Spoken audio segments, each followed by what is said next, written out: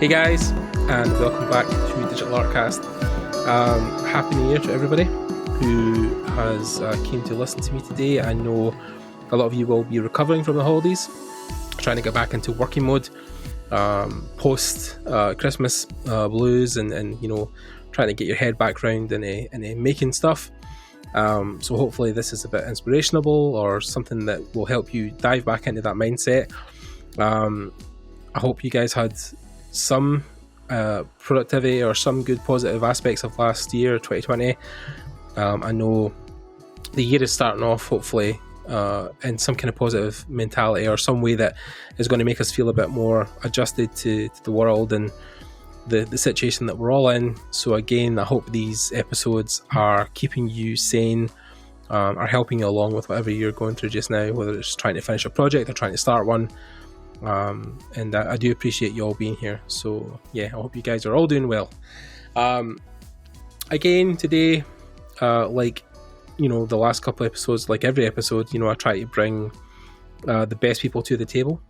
And I think, you know, that this one in particular, this episode I've got today has been not only a long time coming, but has also been, again, somebody who I've wanted to talk to for a while on the podcast and dive into their understanding and knowledge of the concept art world and concept art production. So today, if you guys could help welcome along this amazing artist and someone that I've wanted to talk to for a while, Mr. Bobby Rebholz. Hey Bobby, how's it going? Hey, thank you for having me. Yeah, I didn't actually check before we started, but your surname, did I get anywhere close to the pronunciation it's supposed to be? Yeah, it's good. It's Rebholz. Yeah. So I wasn't too far off. That's fine. Yeah. Like we were just talking about when I interviewed Antonio, and I never got his surname for so long. I was practicing. I was like, Stapart.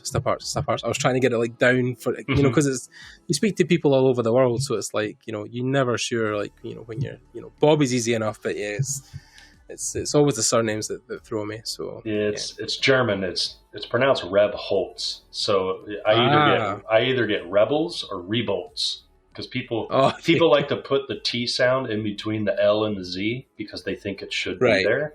So I just let them do it. Right. It's like, whatever. Okay. Yeah. So you've got some roots on this side of the world. Then you've got some distant relatives that are over on the other side of the EU, so it's always good, of course. Yeah, because cousins as always, as we are with the EU and the US. It's great. And again, you know, speaking of the US, we were talking about this today in a small group about hopefully the world is aligning and things are hopefully going back to some kind of normality. And I think we're all glad that your country is no longer on fire. So I can't believe that happened. We were just in awe of what was going on at that moment. So yeah, I could imagine. I know a lot of people who are breathing sighs of relief all over the States. So it's good that there's some kind of I think people were just getting sicky, just, you know, coming home every day and thinking, oh God, what now? But just can get on with their life now and just not worry about what's, you know, the place is getting burnt to shreds. So for people who don't know you, Bobby, which I'll be surprised if they don't, but for people who don't, could you introduce yourself real quick? Sure. I'm Bobby Rebholz. I've been a freelance concept artist for going on 8 years now. My schooling was in industrial design, so that was back in 2003 to 2007, and so should I just give the story of like my education and then where I went from there? We can. I mean, like, what's your kind of current position right now? What's your day to day that you're doing at the moment? Oh, I'm specializing in creatures and characters right now. I've been working with companies like Netflix and SyFy Channel and others I can't really name yet. But is there anything that you worked on recently that you can talk about? Or let's see. Yeah, it's a fun little project. So I helped Geico and worked with a company called Range VFX and their new commercial, which is a father and son turtle for their Geico motorhomes. I designed those turtles. Oh, okay, cool. It was a cute little project. I usually draw demons, but that was a fun exit. Yeah, and you've done stuff like video games and films back in the day, right? Yeah, I've done stuff for I can name the film that I'm currently working on with Netflix. It's Jacob and the Sea Beast. Co-director of Moana, Chris Williams. He announced this back in 2018, so I worked with him personally for some sketches.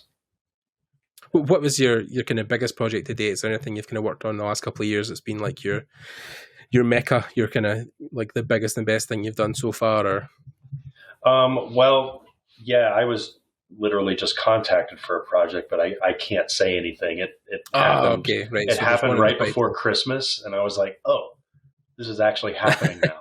So, and it's pretty big. So, but like, before that, it was I worked with the show Face Off. I did a lot of sketches for the television show. Nice. So that was pretty cool. Yeah. And then, of course, you're also an instructor. You're a teacher as well, right? Yeah, I've been teaching for 9 years now. I started in 2011. It was for my alma mater, which is University of Cincinnati. The design program there it's top notch, and that's where I went to school. I was out in LA at the time, 2010, and then when 2011 hit, I was like, I was going to come back home. Didn't really work out for me well there at first, and I told one of my old teachers, I was like, hey, do you need help teaching some of the transportation design? And they were like, yeah, come on board. And I taught full time with them for 4 years, and I've had experience teaching for CGMA. I just signed on for Sin Studio. I do a spring course with them, so it's been a lot of fun. Cool. I love it. Awesome. Yeah, I mean, like, I think that's the pinnacle, I think, for a lot of artists, right, is when you get to that point where you can start giving back to the community, where you can start, sending the elevator back down and helping everybody else out. So I'm getting to do that myself in some small measure. I'm talking to people who are like, the very start of their career or the very beginning and want to know the absolute basics. So I can start to, talk to them about, portfolio and how to network, and especially networking. Like, a lot of people have come to me for networking advice, because that seems to be like my superpower at the moment. Is like, I know most people when I know, how to try and get attention to different groups or studios. So I tend to feedback with that. But yeah, we were talking about that earlier as well before we started talking about how your style, your drawings, your artwork is something that's very recognizable from the outside. Like, people do tend to look at stuff on ArtStation, and if they can see your creatures or drawings, it's like, it's very apparent that it's your work. So it's always a thing I think people strive for. It's like the conversation we have over and over again with students, right, about style, and people are always like, well, how do you get it? What's the magic sauce that, makes that happen? So for you, because I know we talked about your sketching background and how that's something you're very heavily involved in, but like, was that something that you had very early on in your career? Like, were you the kid in high school who drew on every book and every, packet of tape you had? Yeah. Yeah, I picked up a pencil when I was 4 years old, and literally 4. I think it was my birthday, and I just started drawing, and my cousin at the time was babysitting me and my sister, because my sister was 2, and I just started drawing on printer paper that she had in her closet, and it was I was drawing these little green army men that my mom had brought one day out of a plastic bag, and then my cousin brought a bag of little dinosaurs home. So that's when I became obsessed with dinosaurs when I was 4, and I just started drawing them relentlessly. And then what was a hobby became an obsession with me. Like, every single day, if I was sick, if I was asked to go play or something, I was drawing, and it catapulted into, or snowballed into my schoolwork. I would draw on homework. All my notebooks had creatures and just stuff and influences from movies like Predator and Aliens and anything with a monster in it, basically. And I still to this day can't imagine not drawing. Like it's part of me. Yeah. I think it's definitely you're one of those people who, like, you probably know yourself, like, you get antsy, like, if you're not drawing or if you're without your sketchbook and a pencil for a while, like, you start to get the shakes. Like it's something I think that I've always been envious of. Like I want to be, this kick-ass 2D artist who's making all these cool concept ideas and making art books, but like, the calling doesn't come to me. I mean, that might be also a mix of depression and, anxiety and fear and stuff, but really, I think that's an envious thing that people wish they had, that was like that calling of, like, you always want to draw. Is it something you felt like really early on? Like it was just, how do you feel? How would you describe that? Is it just something like it's like almost like a nervous twitch if you don't draw for periods of time? Yeah, it was like it was just a never-ending thought in my brain, no matter what I was doing, because I was an active kid. Like I played football with friends. I loved being outside. I was biking everywhere, playing in the woods, climbing trees. But at the end of the day, man, I was just like, where's my paper? Like I needed to draw. Yeah. And I think part of the reason was because I saw progress, and I knew that if I just kept going, that I didn't have a real goal in mind when I was growing up. Like I just knew that I wanted to draw for movies. That's what I wanted to do. I was a huge gamer. I love video games. I love movies, but I would just watch movies over and over and over again that had creatures, like American Werewolf in London and Predator when that came out, Aliens, Howard the Duck, like all those movies. By the time I was 8, I saw every rated R film that you could think of that had monsters in it. And my parents didn't care because they knew I wasn't drawing the violence. I was drawing the creatures in there and in them. Right. And it was an obsession. Just, I had to go to Walgreens and get sketchbooks and pencils. I had to. Yeah. Back before there was probably specialized art stores where you could get, the fancy, sketchbooks. Yeah. I would, and stuff like that. I remember being like 8 and 9 and 10 years old and be like, can I go to Super X, which was, CVS back then, but right. Can I go to Walgreens and can we get a sketch pad in the art section? It's like, yes, son, come on.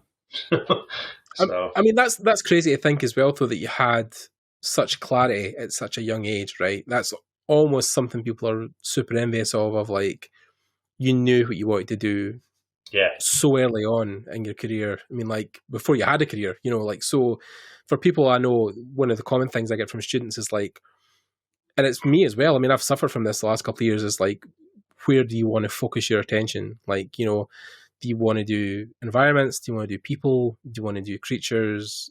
Do you want to do 2D, 3D, VFX, real time? Like, there's just so many options now, right? It is almost you want to difficult do it all. Definitely. I mean, because if you love the creative process, you just love any form that takes, whether it's on pen and pencil or on the computer. So, yeah, but then I take it, pencil-led paper, was that just speaking to you more than anything else? It was definitely speaking to me, yeah, because it was so therapeutic for me, and it still is. It's my outlet, and I mean, every human being has an outlet that they need to do. If it's aggression, if it's just something to release emotion. It was either playing video games or drawing, and sometimes I would just play Halo for hours, and I've been playing Halo for 20 years now, and then I turn it off, and then I draw for an hour. Yeah, I was going to say that, have you found, because you have a family now, you have a wife and stuff, are games still a big part of your life right now? They've taken a back seat for now. I mean, I'm sitting at my desk looking to the left, and my Xbox is hooked up. I bought the new Gears and Doom Eternal, and I have not played either. And I feel awful. I feel absolutely awful. I did play Halo 2 weeks ago, but I mean, we're talking like I used to play games. Well, Halo. I used to play that from 11 p.m. to about 3 a.m. every night, and every night. And it's just getting to the point where now that you have a family, you start to look at your work differently. And of course, you've got to try and take some time for them and for your work. Yeah, and they come first. Adult, I think they call it. Yeah, that's the key phrase. Adulting. Oh gosh. Yes, indeed. No, I was very pleased that the Master Chief Collection came back on PC, and I've been diving through a couple of those games, and like ODST and 3 and stuff, like some of the ones that I remember playing way back. In fact, one of the key reasons I wanted to leave my job at 28 was not only watching the God of War documentary, God of War 3, but also the Halo 3 documentary that came on the game disc. You could watch the kind of behind the scenes, the making of, and watching a lot of those guys make art for games, because it's always the key. It's something people say in my podcast all the time. I never knew people got paid to do this. I never knew people got paid money to make Master Chief armor or draw warthogs. So that was one of the main docs that like got me started on wanting to leave.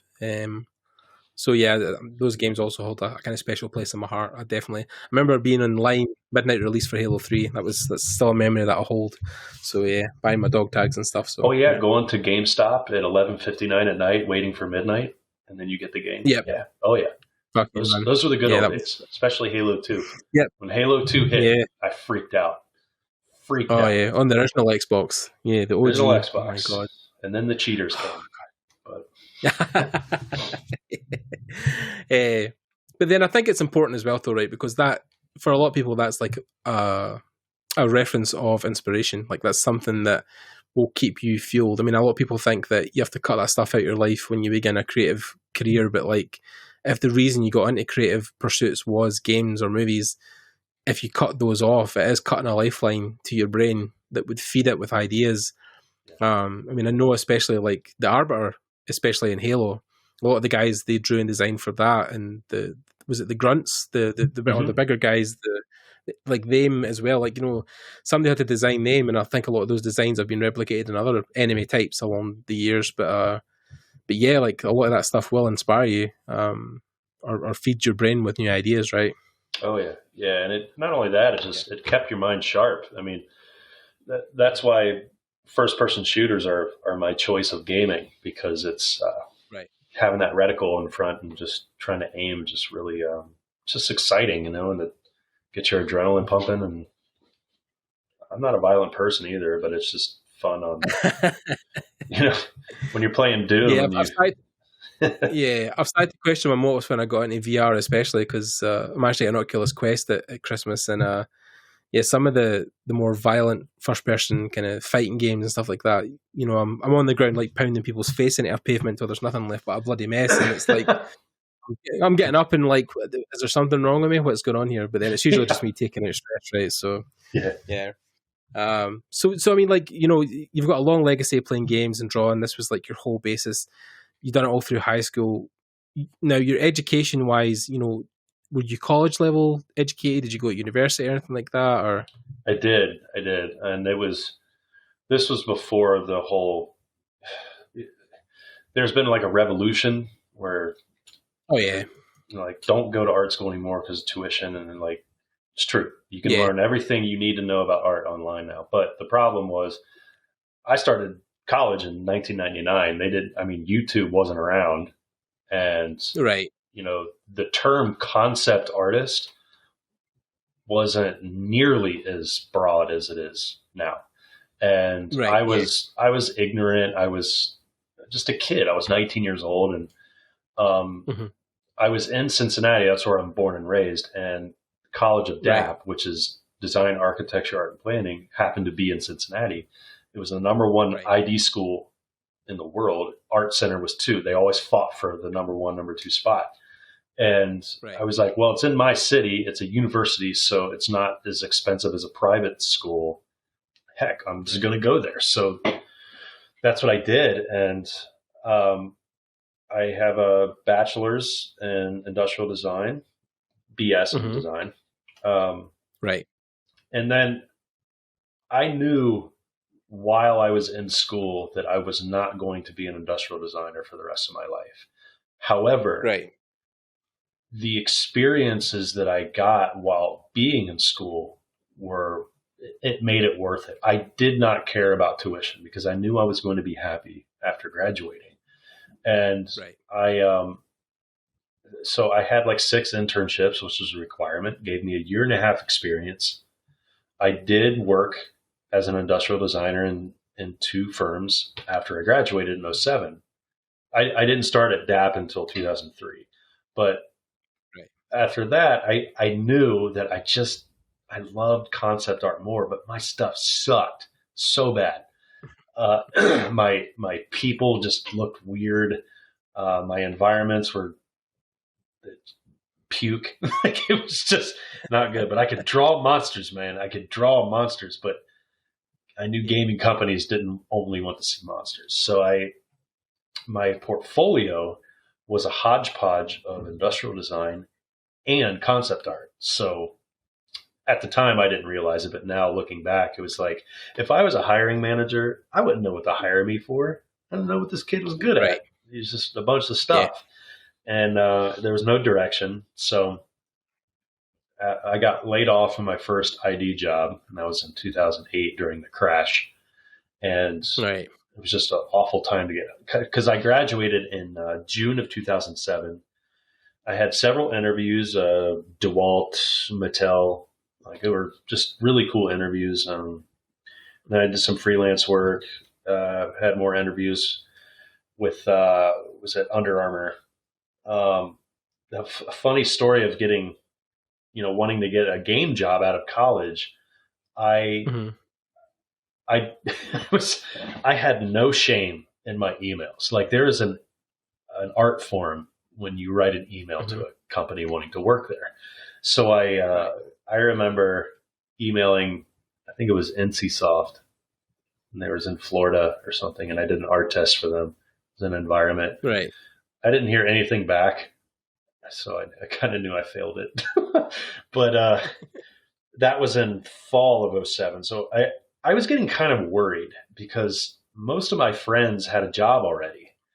And since we interned at 6 different places, I went back to Hasbro a second time and then another place called Priority Design. So that's essentially what you want to do when you intern. You want to get asked back.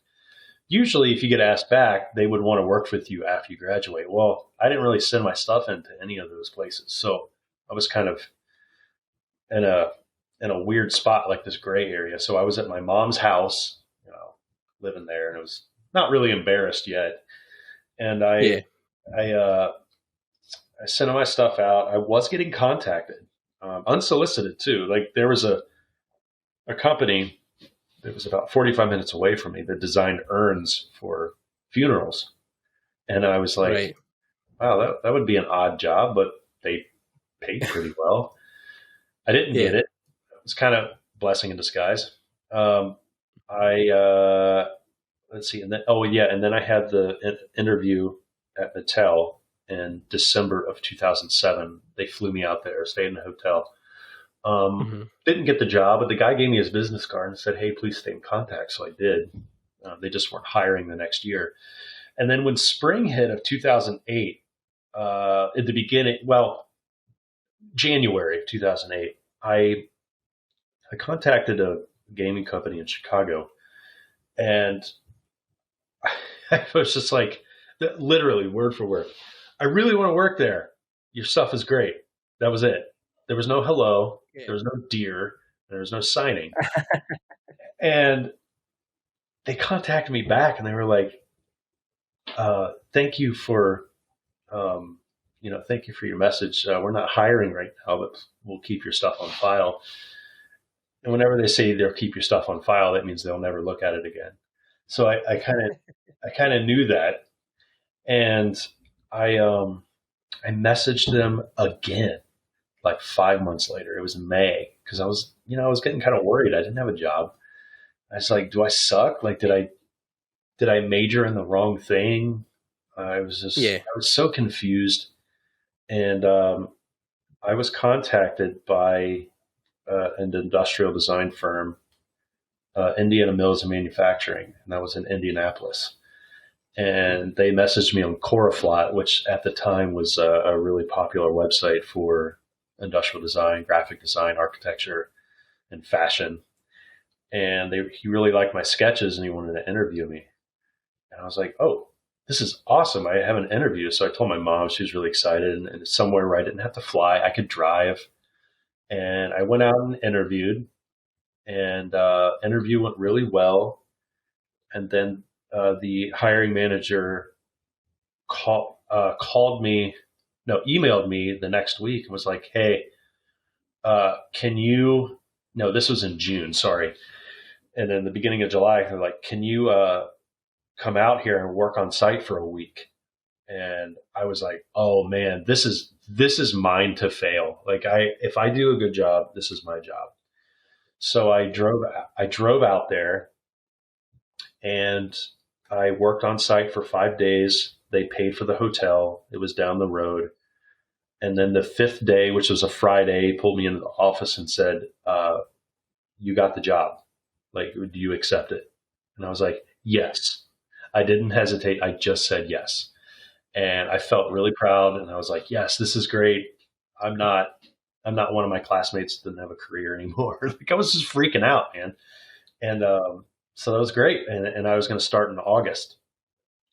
When I got back home, I read an email from the video game company. And they were like, hey, do you want to come up for an interview? And I was like, are you kidding me? Yeah. Like, and that's what happens, isn't it? You're waiting for one to come along, and then here come all the offers at one time.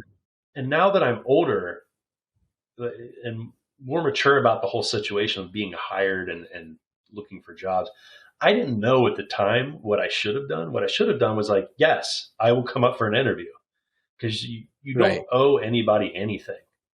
And the thing is, like, I did sign the contract to work at the ID firm. However, you can back out of any contract you want. You don't owe anybody anything. And so I told the company, I was like, look, I'm sorry. I accepted a position, but thank you so much. And they just wished me luck. And that was that. So I was like, was that my window? Was that my window in? I don't know. And it loomed over my head, because in the fall of 2008, guess what happened? The stock market crashed. I was laid off in November. I was laid off in November. And I'm like, you have got to be kidding me. So it was bad. It was really bad. Yeah. So that was the story. So you've kind of you've been freelance for so long, right? Like it's second nature. I feel like, especially when it comes to this industry, there's definitely like almost, well, not a 50-50 split, but there's a definite split between people who want to work for themselves and people who want to work in a studio. Yeah. And like, you've definitely went the route, obviously, of your own independent. Is that been a necessity for you were just kind of taking whatever work came at the time, or because you had a family, or because you didn't want to really like relocate a lot of times? Where did that kind of come from initially? Well, at the time that it happened, I didn't have a family, and I went out to LA in 2010, and worked at a company there. I was designing trophies and award components, and I was like, this is industrial design. This is cool. This is what I went to school for. However, I still wasn't happy. And in the beginning of 2011, I decided to move back home and start. And I didn't want to come back home and not have a job. Like, I was just, I wasn't feeling mentally defeated. But at the same time, I was kind of disappointed, because I thought, I graduated 3 years ago and I still wasn't doing what I wanted to do.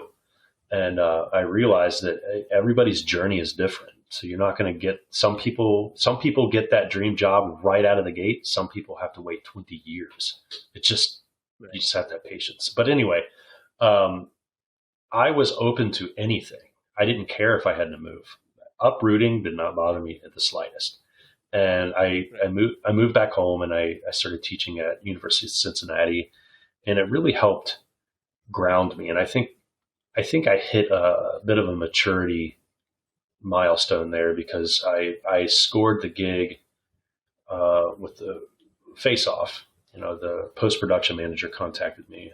I sent my stuff into them because I saw it on conceptart.org before it went under.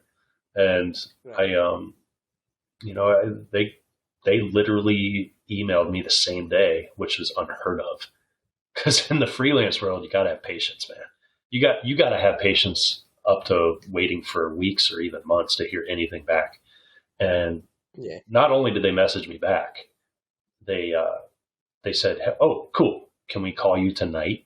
I was like, yes, my schedule is immediately cleared. And then I started that. And then I realized, I could do this freelancing thing.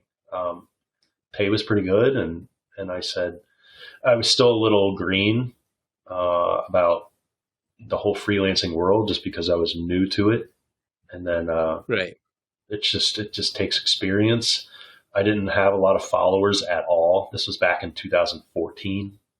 And I didn't have followers. I didn't realize the importance of it. I didn't realize the importance of knowing how to say no when somebody tries to lowball you, knowing how much to charge for your work, which is nobody can ever give you a straight answer for that. And it's, your bills are different back then when you're single versus when you have children. And of course. And I mean, like, yeah. I was going to say, I mean, like, we talked about this as well kind of previously, but like, the charging rate as well. I mean, how were you kind of navigating that initially, and has that changed significantly, what you're doing now with your work? Yeah, like how much I charge? Yeah, it definitely has. I know now that I try to view it as, how much do I need to get paid full-time per year salary? And then I just break that down into my freelance work. So how much would that be hourly? But I've learned the hard way that you should just charge by the day, because you don't have your health insurance paid by the company. You got to pay your own overhead. You got children, you got food, you have the lights that need to be on, the electricity. And if they say no, it's too much, then walk away.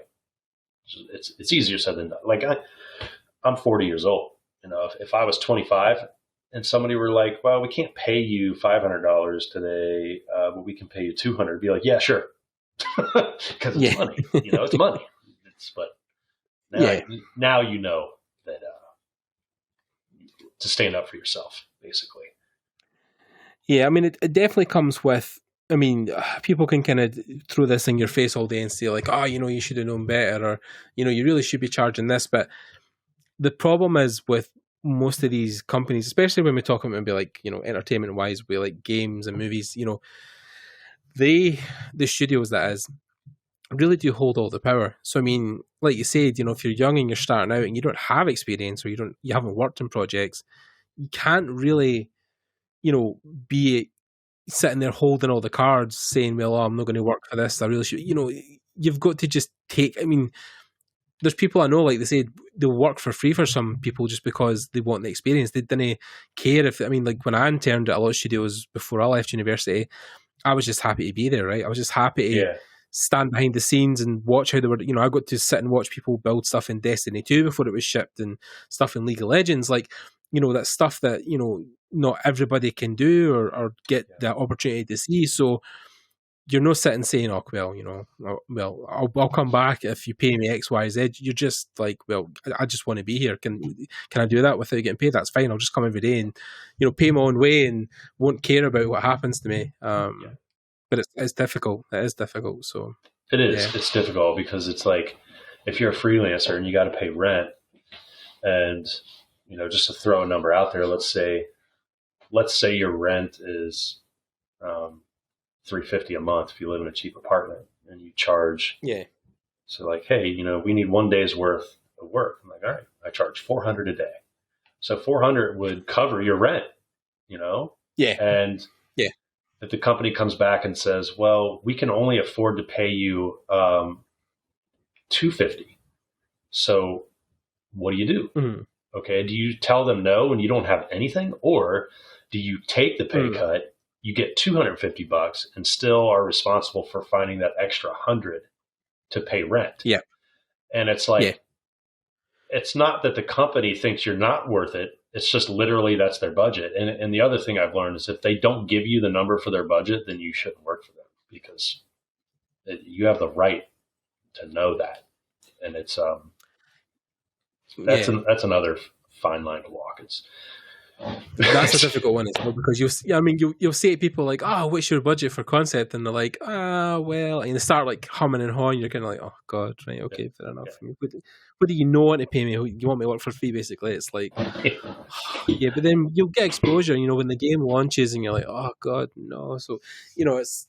I mean, if you're dealing with big companies, obviously, it's whatever. But then, of course, the initial thing that people will have as students is like you're dealing with companies that are small or starting up or haven't really dealt with freelancers a lot, so they don't have a back and forth. Because most big companies have like specialized departments that deal with freelancers.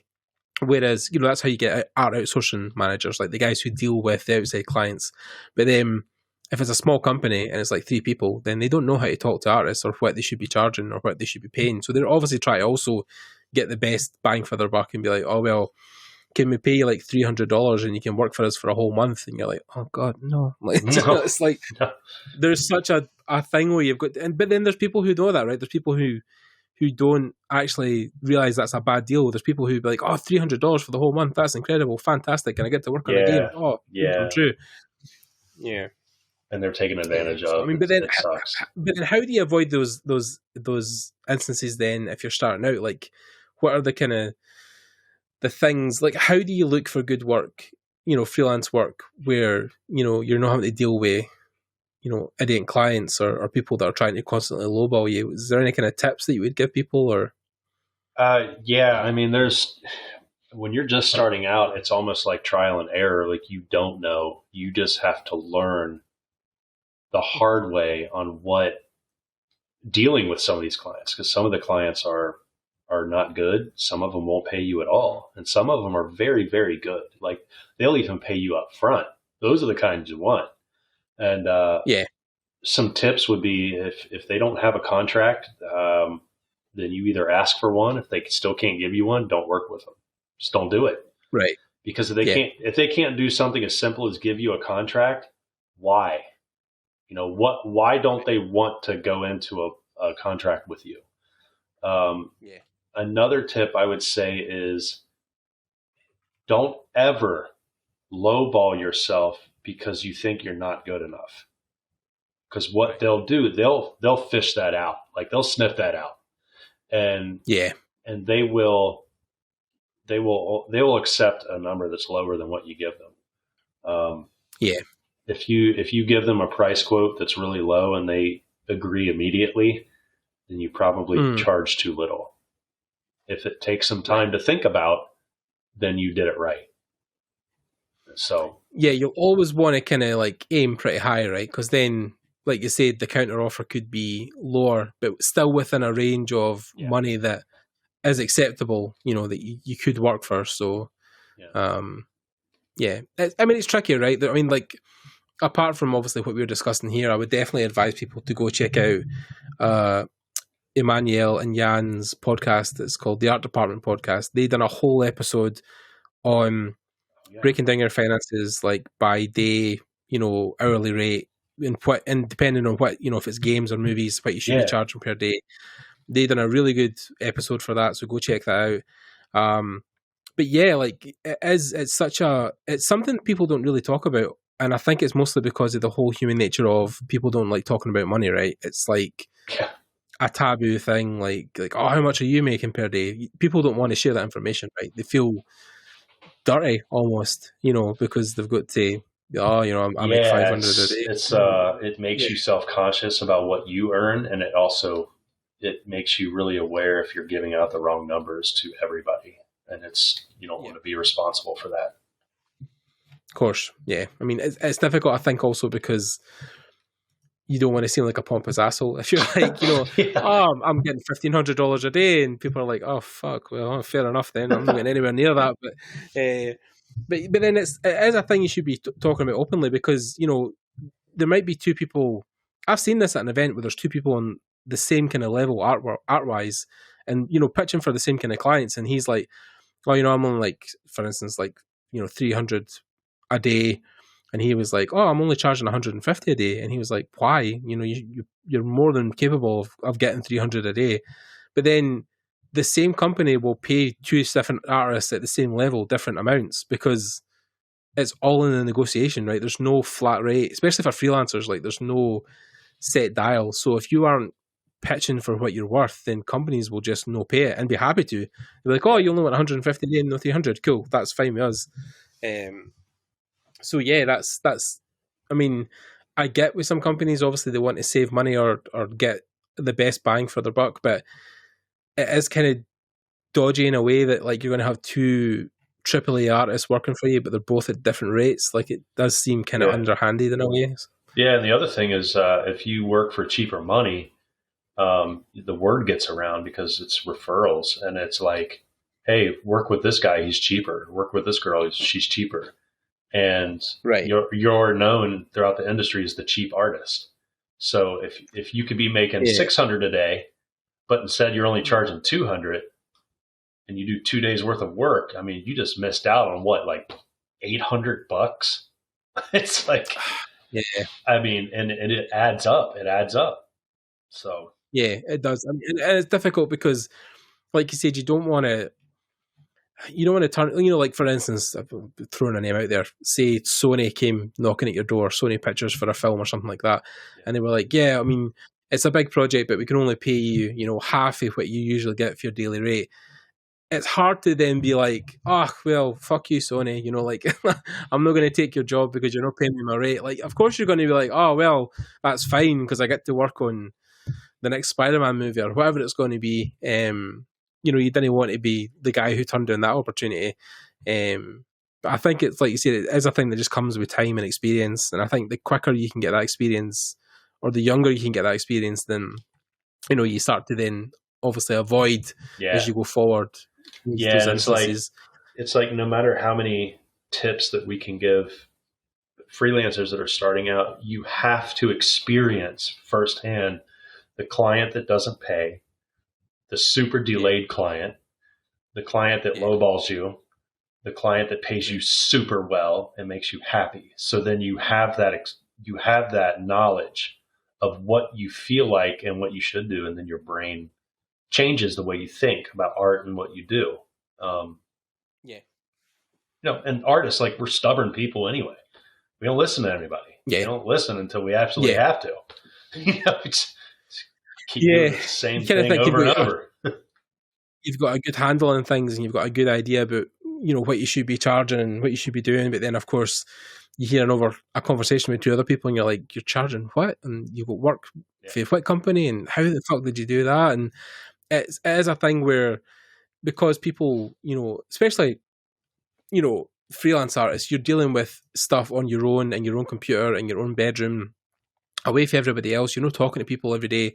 So you're thinking, oh, I got 100 a day for this person for this project. And then somebody, you're at an event and somebody's like, oh, you really should have been charging 300 a day. And you're like, oh shit, like, I missed out on like twice as much money because I didn't understand it. But then that's good, obviously, why you not only have people like yourself who are instructors, but then you have people who, or people who hold events around the world where, they're now having whole talks on freelancing and, how much you should be charging and what you should be looking for in your first couple of contracts. So, that's good that that's now happening. But it's took a while for us to get to this point. But then it's like you said, when you were at school or you were kind of starting out, there was no real community. I mean, now there's a Discord. Every single artist in the world can have a Discord.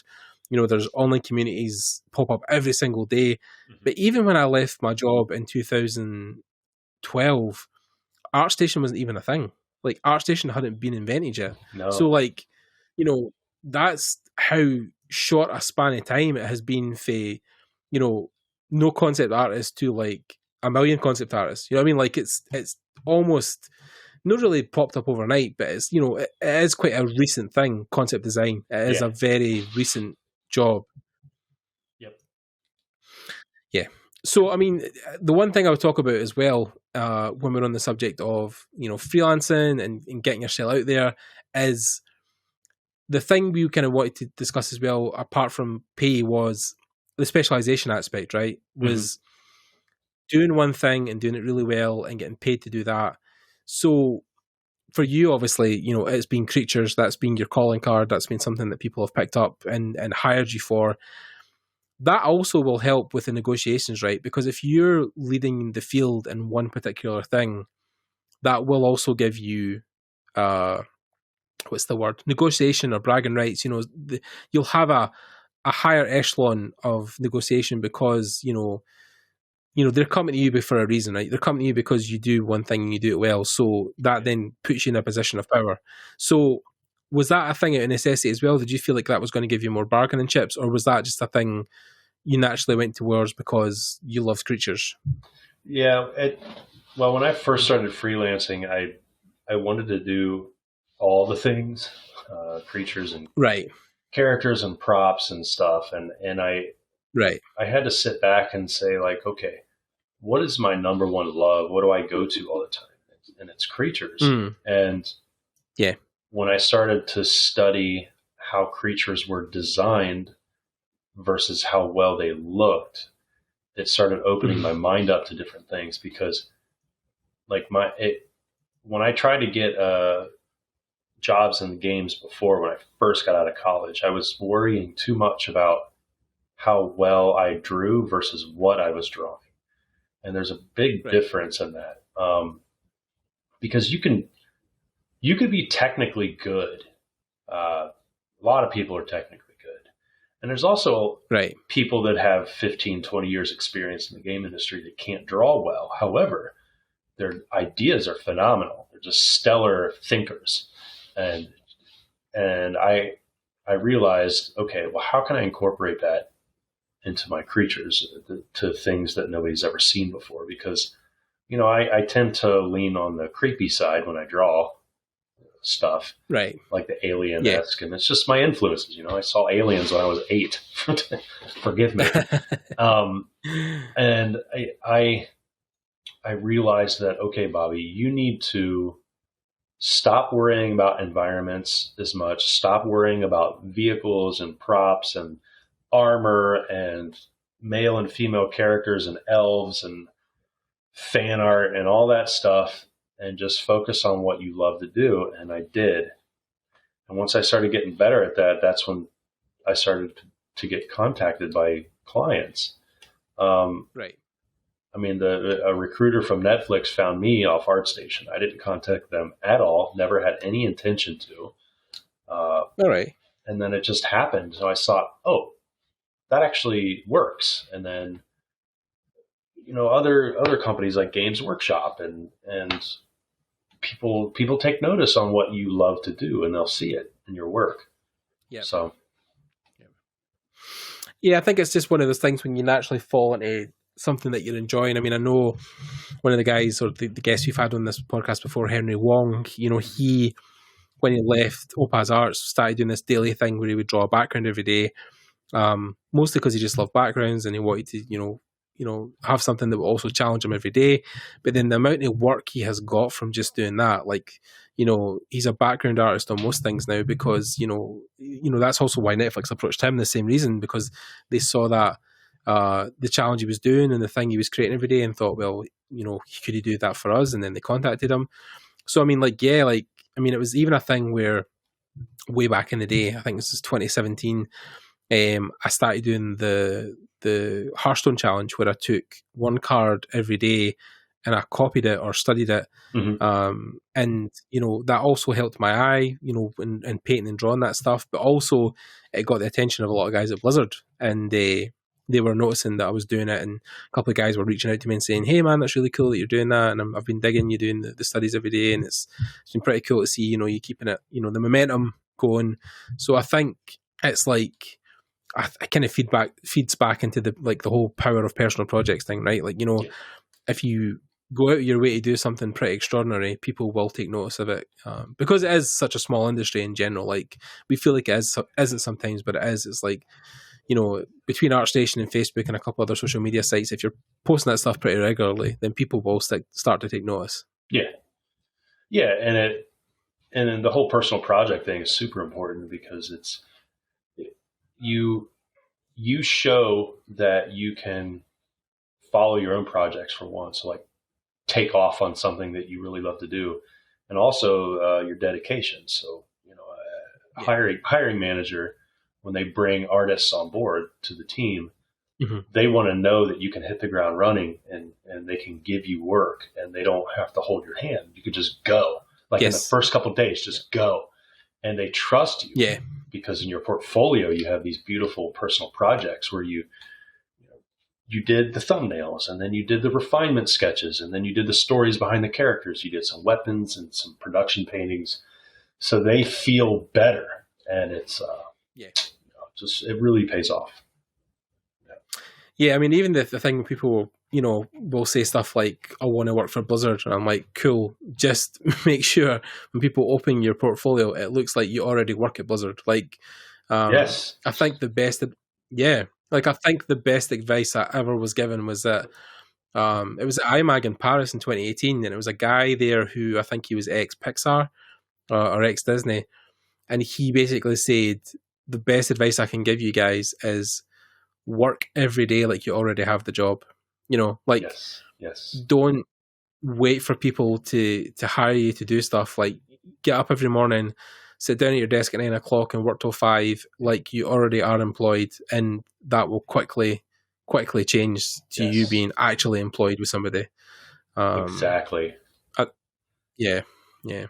I mean, it seems like sometimes the most obvious stuff, but it is crazily, stuff that people will not really pay attention to or not really realize on their own until somebody tells them it. But I was kind of like, at the time, I was like, oh yeah, like, that makes a lot of sense. Like, mm-hmm. if you're working every day like you already have a job at Disney, then eventually Disney will be like, you should really hire this guy. Like, he's already doing the job. Like, you just need to pay him. And like, the results will definitely show for themselves. And I think that was the same with your stuff, right? You were producing a lot of your stuff, without people coming to you. You were just making that stuff because you loved it, right? Yeah. And then I started realizing that my portfolio, it wasn't game oriented, and it was more on the film side. And I wanted to get a job in games so much.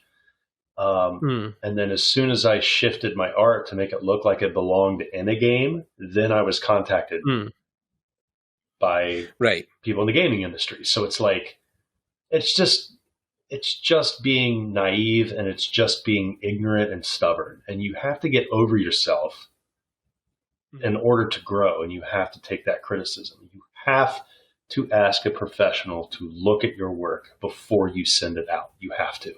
Because you can't judge your own work. No matter how good you think you are, you can't judge it. So I mean, 100%, I know what you're saying, but there's definitely like a self-awareness thing you can do, which I done ages ago, where you can get a piece of your latest artwork, or what you feel is like your best artwork. For instance, if you want to work for Blizzard, using them as an example, you put the piece of artwork that you made in the middle, and then you surround it by pieces of artwork that are from Blizzard artists, and then you look at those other 3, 4, 5, 6, 7, those other 8 pieces, you're one in the middle, and then you try to see, well, how close am I? Yes. Does my stuff blend? Does it stick out? How far am I from where I should be? So if you're doing that, then of course that's a good barometer of how far away am I from getting work? Like, how close am I to getting hired? And I know myself, when I've done a piece recently and I tried to do stuff for Hearthstone, I would look at it and be like, cool, that's pretty decent, but it's no close to what I need to be able to do. So, back to the drawing board. But then you've got to have that self-realization. And I think that's why a lot of people either peak or get to that point where, they're just about to get a job, or they're just about to cross that threshold into working, but they give up because they don't really have a barometer for, like, how good should this be? Like, how close am I? And that's why sitting in ArtStation every day, or going to talks, or watching YouTube demos and being like, what are these guys saying? What's their quality of work like? That's the stuff that then will inform you how far you are away from getting work. Yeah, and it's exactly right. And to piggyback on that, if you're the artist sending your stuff out to these companies, you have to put yourself in the shoes of the hiring managers and HR departments, because they get hundreds of portfolios a day, and it takes literally 10 to 15 seconds to know somebody's going to be good enough. And it doesn't matter if you have 30 pages, they're not going to want to look at it. You got to hit them hard with that first image. And if that first image looks like the stuff being produced currently at that company, then you might be put in the yes pile. And it's like, just put yourself in their shoes for a second and ask yourself, okay, well, I have 5 people on my design team. Is this person good enough to hang with these 5 people? Because if I need them to do a project alone, will it be good enough to send off to the 3D department, and et cetera? And you want to inspire everybody there. Well, if your stuff isn't as good as the people already working there, why would they hire you? And it's harsh, but it's true. Now, you don't have to be exactly as good. Like, no, but they're not going to pay you a salary to train you. They're going to pay you a salary to hit the ground running and to produce work on the same level as the rest of the team.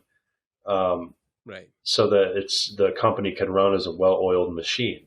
And it's just the better you are, the faster that will happen. Because when you're hired and they bring you in-house, they usually have you on a project within the first 2 days. It's the way it is. So yeah, and I think it's also just a thing where, people always get upset when they're saying, well, if my stuff doesn't look like Blizzard. But then if you're hitting, like, say, you're 80% away from, or you're at the 80% mark for getting, like 100% is working for Blizzard, and you're hitting 80%, you'll probably get work from companies like Blizzard, right? There'll be small indie devs who are making mobile games or other versions of games that are similar to the style of, Hearthstone or World of Warcraft. So, if you're, you don't have to be the best person in the world to get that work, right? You have to just be at a standard, like a threshold that is enough to be good enough to get paid to work. So, like I says, if you're first, because a lot of people are like, oh, straight out of university, I want to work for Blizzard, and it's like, well, unless you're super talented, that's maybe not going to happen. But if you're still really good, there might be a mobile company or a smaller dev in LA that also makes stuff like Blizzard and want people who, are hitting that mark. So, don't feel defeated if your first offer isn't from Blizzard. It's probably going to be, there's guys, if you're lucky and you work really hard and you're one of the unicorns in the industry who gets work at 20 and stuff like that, fair enough. But for a lot of people, they're crossing the threshold of Blizzard when they're in their 40s, because, they've worked for years and years to build a reputation. And then, definitely. Yeah, exactly. Yeah. And it's, I think as well, it's just one of these things where it's easy to get disheartened in this industry because there's so many hurdles, there's so many blockages, or so many people that, get in the way, or recruiters that will look at your stuff and say, it's good, but not quite good enough. And you kind of get like, oh, fuck, well, fair enough. But it's just a persistence thing, right? It just takes people... some guys I know who've been painting for 15 years and they just got their first magic card. It's not something that happens overnight. It does take a long, long time. So, and a lot of time it's, I know it's such a cliche thing to say, but it's who you know. It's who you know. I've heard some crazy stories at GDC on how people were hired, and you're just like, man, I could have done that. I could have been at that coffee shop when the frickin' senior artist was sitting there eating a sandwich. Be like, hey, you want to work there? Yeah, sure. Like, come on. Yeah. It's just, it is disheartening, because you've been putting in all those years worth of work, but your time will come. So if you're listening to this podcast, just know that your time will come. Just don't give up. Throw out the idea that artists cannot make money, because they can. Right. So it's just a stupid stigma. that's why, like, I've had the opposite problem where, like, enough people in the industry know who I am. Like, there's a lot of people at Blizzard who know who I am, right? They know of my podcast, they know about, my personality and who I am.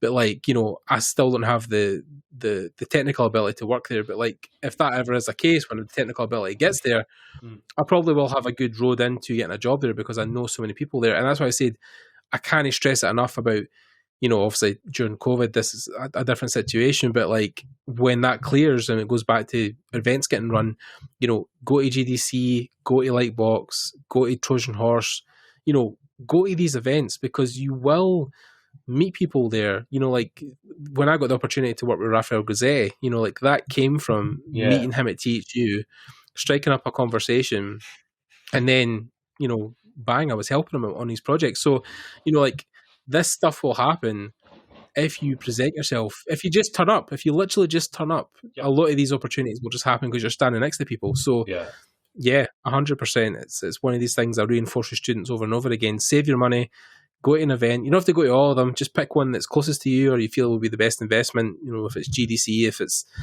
it's whatever, and then go and introduce yourself to people, talk to people, show them your portfolio, get feedback, and get in the radar. That's the biggest thing that's hard as well, is just literally putting yourself in front of art managers and saying, I really want to work with you one day. I would love to. What do you think of my stuff? Is it close? Is it, having that conversation opens so many doors. Oh, so many. And you bring up an interesting point about just physically being there, because, when I went to GDC in 2018, I interviewed with several companies and just talked to them. It was Crystal Dynamics, EA, it was, I don't remember. There's tons. And the Creative Assembly, places like that. And people remember you by face. So it's really hard to grab attention of a company if they don't know you from a stick in the wind. And it's like, if they know your face, oh yeah, I remember you. You were a nice person. You were good to talk to. That goes a long way. And then they'll give you an interview, which is a farther step than somebody that could possibly be technically better than you, that hasn't heard anything back. So 100%. That was the reason I got my internship at Axis in 2017.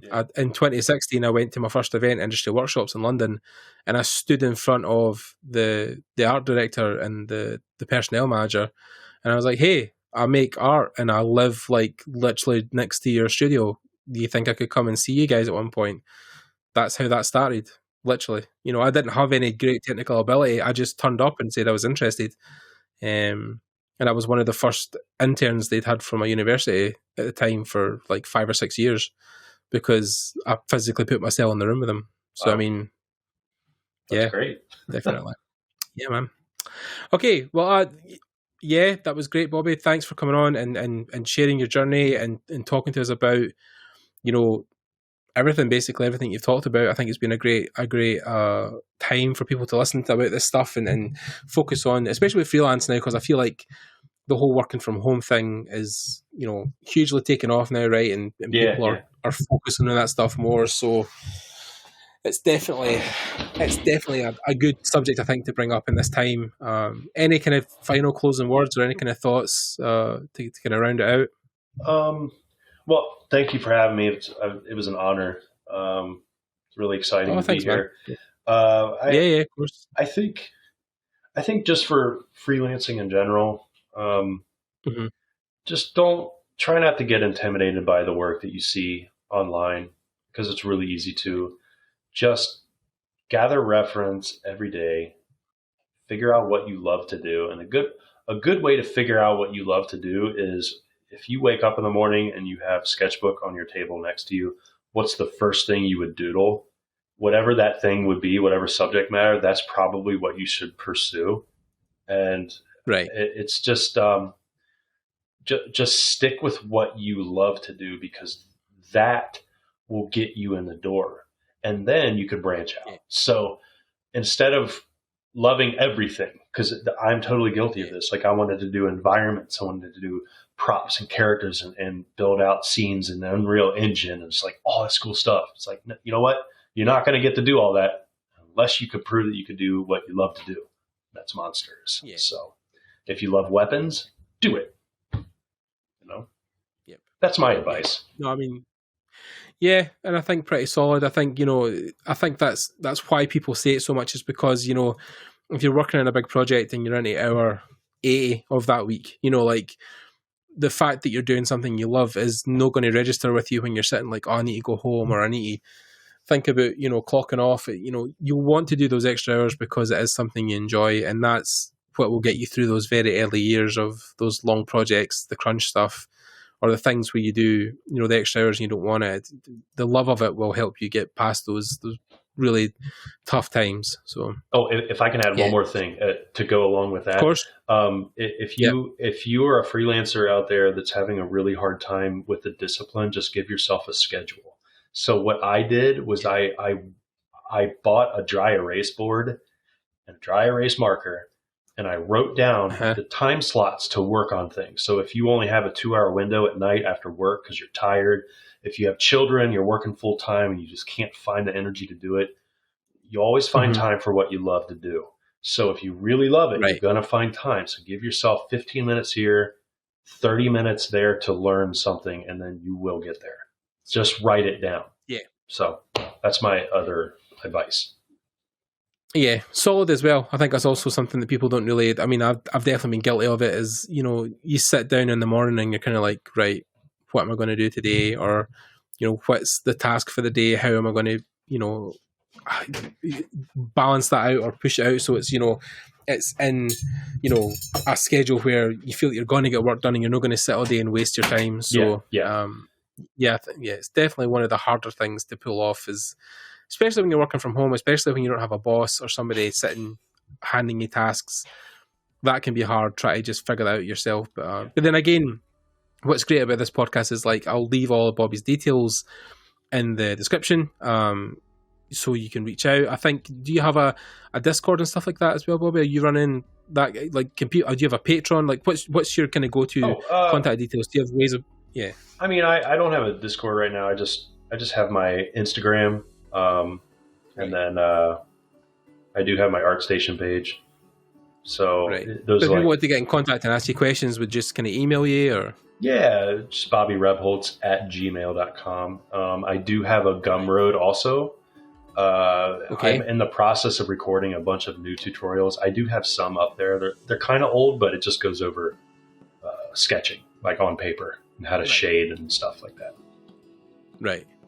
Yeah, cool. Well, I mean, if anybody's listening now, they do want to ask Bobby any extra questions, of course, always, as I say, if you're polite, you can email him, you know, ask him any questions you want. I'm sure whenever Bobby has time, he'll get back to you with any questions that you have. And yeah, like, we're all people at the end of the day. We've all been through it. So if people even want to reach out to me, I mean, we also have a Discord for Digital Artcast. If you guys want to join there's people in those Discords that will answer questions or get in contact with you about feedback for your work. So yeah, they're always handy to have. So yeah, if you want to join that, I'll leave that. That'll be in the description below as well, along with Bobby's details. And yeah, that's it. That's really it. We could probably talk about this extensively for a long time, but Bobby has a life to get back to, so I'll have to let him get back to that.